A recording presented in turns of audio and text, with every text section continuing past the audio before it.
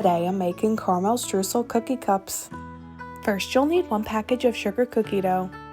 Next I'm going to add the sugar cookie dough in a greased mini muffin pan and bake this at 350 for 7 minutes.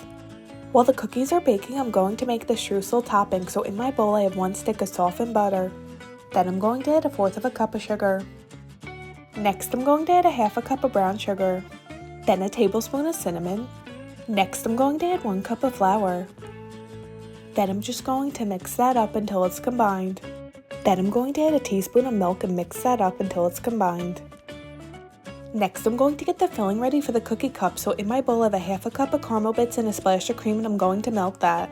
Now that the cookies are out of the oven, I'm using the back of a teaspoon to make a well in each cookie.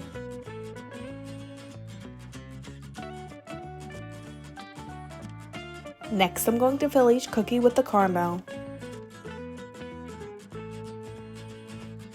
Then I'm going to add a spoonful of streusel on top and bake this at 350 for 10 to 12 minutes. Once the caramel streusel cookie cups are done, I sprinkled some powdered sugar, and here's an up close look.